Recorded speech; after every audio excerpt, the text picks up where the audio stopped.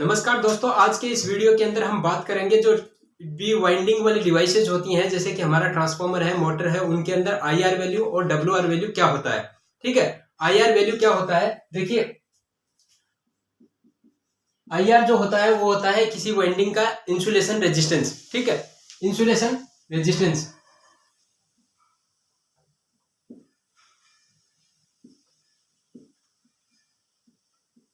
ठीक है, और डब्ल्यूआर क्या होता है, डब्ल्यूआर होता है वाइंडिंग रेजिस्टेंस।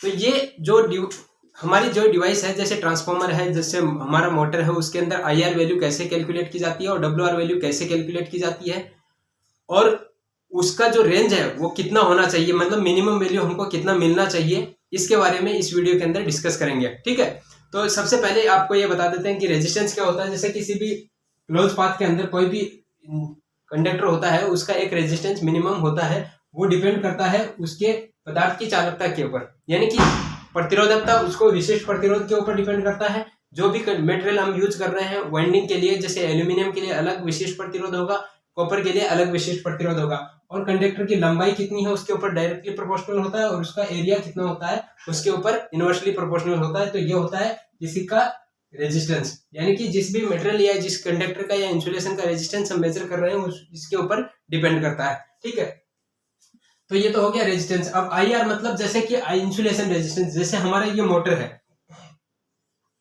ठीक है, मोटर के अंदर मान लो ये हमारा वाइंडिंग है, ये वाइंडिंग है। तो इस वाइंडिंग के अंदर अगर हमारी ये बॉडी है और यहाँ पे हम मेगर लगाते हैं, मेगर का ये टेस्ट बटन है, ये डिस्प्ले है, और टेस्ट ये इसके दो टर्मिनल है। ठीक है, एक टर्मिनल को हम वाइंडिंग से कनेक्ट करेंगे और दूसरे टर्मिनल को हम जो है बॉडी से जो अर्थिंग है उससे कनेक्ट करेंगे, और टेस्ट बटन को प्रेस करेंगे। तो टेस्ट बटन प्रेस करने के बाद में एक वैल्यू आएगी, वो वैल्यू जो आएगी वही इसका आईआर वैल्यू होगी, क्योंकि हम जो है इस टाइम पे इंसुलेशन जो है बॉडी के साथ देख रहे हैं। ठीक है, बॉडी के साथ जो इंसुलेशन देख रहे हैं उसका वैल्यू जो है मेगा ओम में आएगा।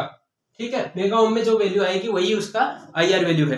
ठीक है, तो ये वैल्यू कैसे कैलकुलेट की जाती है ये तो आपने देख लिया कि किसी भी वाइंडिंग के साथ बॉडी का साथ देख सकते हैं, या फिर अगर हमारी मशीन के अंदर दो वाइंडिंग है, ठीक है, तो हम वाइंडिंग टू वाइंडिंग रेजिस्टेंस भी चेक कर सकते हैं। ये इस टर्मिनल को इस टर्मिनल पर कनेक्ट कर देंगे तो ये हमारे पास जो है winding two winding IR value आएगी। अब ये वैल्यू जो है कितनी होनी चाहिए मिनिमम, तो 1970 से पहले एक थंब रूल था। थंब रूल के अकॉर्डिंग जो है 1 प्लस केवी हमारा क्या होता था, आईआर वैल्यू होता था। ठीक है, 1 प्लस केवी। अब केवी क्या है, केवी है मशीन का ऑपरेटिंग वोल्टेज,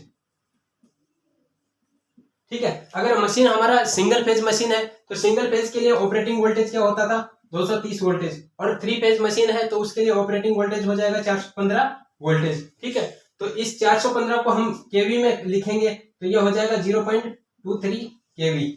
ठीक है, और इसको लिखेंगे तो ये हो जाएगा 0.415 केवी।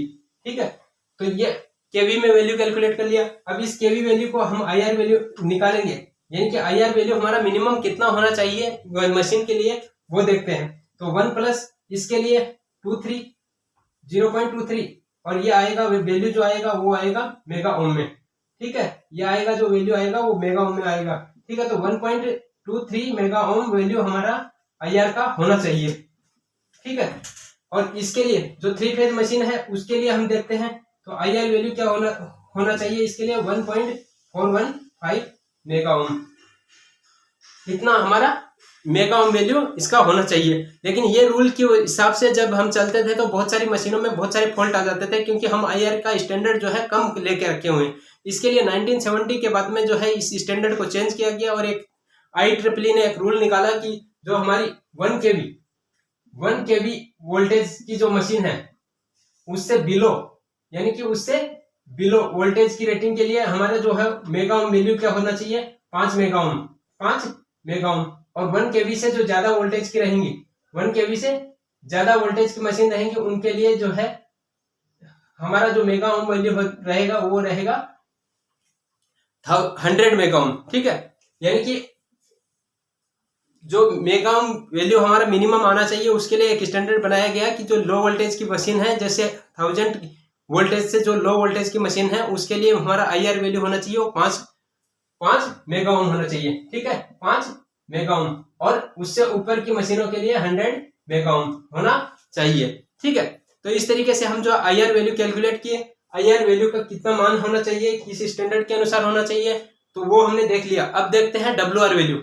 WR वैल्यू क्या होता है, जैसे हमारे ये मल्टीमीटर है, ठीक है, तो WR वैल्यू होता है वाइंडिंग रेजिस्टेंस। ठीक है, उसको हम मेजर करते हैं मीटर में, मीटर से। ठीक है, मल्टीमीटर से भी मेजर कर सकते हैं और ओम मीटर से भी मेजर कर सकते हैं। तो ये मान लो हमारा ओम मीटर है। ठीक है, ओम मीटर है, तो ओम मीटर से हम क्या करेंगे, जैसे ये हमारी वाइंडिंग है, 2 वाइंडिंग है, तो हमको एक ही वाइंडिंग का रेजिस्टेंस चेक कर सकते हैं एक बार में। ठीक है, तो इस तरीके से हम एक टर्मिनल को जो है इस तरीके से यहाँ पे कनेक्ट कर देंगे और दूसरे टर्मिनल को इस तरीके से कनेक्ट कर देंगे। ऐसा करने से हमारी एक वाइंडिंग का जो, जैसे नॉर्मल किसी रेजिस्टेंस का रेजिस्टेंस चेक करते हैं, ठीक उसी तरीके से वाइंडिंग के टर्मिनल का जो रेजिस्टेंस चेक किया जाता है। और उससे हमारी जो वैल्यू आएगी वो आएगी लगभग 1 ओम से 5 ओम के बीच में, 5 ओम के बीच में। ये डिपेंड करता है इस बात के ऊपर कि आपकी जो मशीन है वो कितने किलोवाट की है। तो जैसे कि आप जानते हैं कि हायर किलोवाट की जो मशीन होती है उसके अंदर कंडक्टर जो है वो मोटा यूज किया जाता है। और मोटा कंडक्टर के लिए आपको बताया था कि रेजिस्टेंस जो होता है वो जो होता है वो इसके इनवर्सली प्रोपोर्शनल होता है। ठीक है, यानी कि एक क्रॉस सेक्शन एरिया जितना ज्यादा होगा, रेजिस्टेंस उतना ही क्या होगा, कम होगा। यानी कि ज्यादा किलोवाट की मोटर के लिए हम मोटा कंडक्टर यूज करते हैं, इसलिए WR वैल्यू जो है वो उसके लिए कम आती है, 1 ओम से 2 ओम 3 ओम के आसपास आती है। और जो लो किलोवाट की मशीन है, यानी कि कम किलोवाट की मशीन है, उनके लिए जो WR की वैल्यू होती है वो ज्यादा आती है, यानी 8 से 10 ओम तक आता है। ठीक है, वो डिपेंड करता है आपकी मशीन जो है वो कितने किलोवाट की है। ठीक है, इस तरीके से आप जो है WR और IR वैल्यू कैलकुलेट कर सकते हैं। और इनकी रेंज का आपको बता दिया कि कितनी रेंज में इसका वैल्यू होना चाहिए। ठीक है, धन्यवाद।